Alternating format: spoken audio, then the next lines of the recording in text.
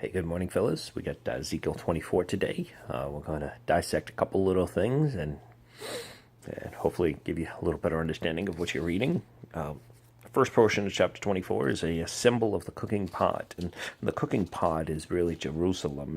And as you get reading it, you see how it's scum won't come off. That's the filthiness. That's the abominations of Jerusalem. That's their ungodliness, and everything that is just disgusting to God's eyes.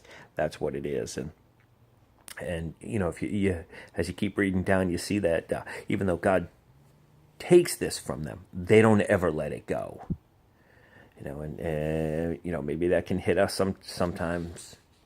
Where God tries to take something from us, but we don't. We're not ready to let it go. And we're like, no, no, no, no, no, because we depend on that sin so much. So God wants to take something, let him take it.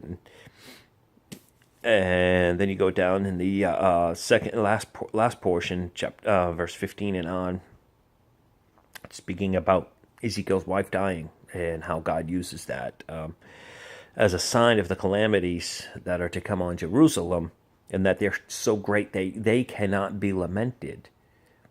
That what's about to happen is going to be so big and just so powerful and overwhelming that Jerusalem won't even be able to cry and mourn and all the other customs of their day. And the other thing I wanted to do, I'm actually going to read verse 16 to 18. Because this just hit me very strong. I just felt great compassion for Ezekiel when I was reading this. It says, "Son of man, behold, I take away from you the desire of your eyes with one stroke. Yet you shall neither mourn nor weep, nor shall your tears run down. Sigh in silence, make no mourning for the dead. Bind your turban on your head, and put your sandals on your feet. Do not cover your lips, and do not eat man's bread of sorrow." So I spoke to the people in the morning, and at evening my wife died.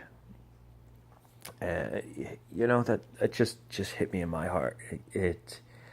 And I felt great compassion for Ezekiel, that here's a guy just serving and serving and serving and doing what God says. And God comes up and says, "You know what? I even have to take her from you to show these people." And I tell you, in my heart, that would create some huge resentment against the people. And Ezekiel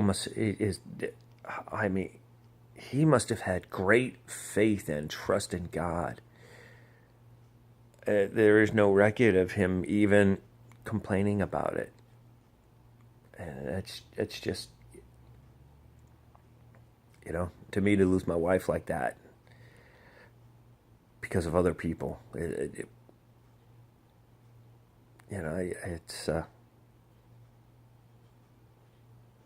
gives me some great respect for Ezekiel. Anyhow, guys, I hope you have a great day, and you know what? I'm glad that God has never called me to do something like that. I'm super glad. I love you all.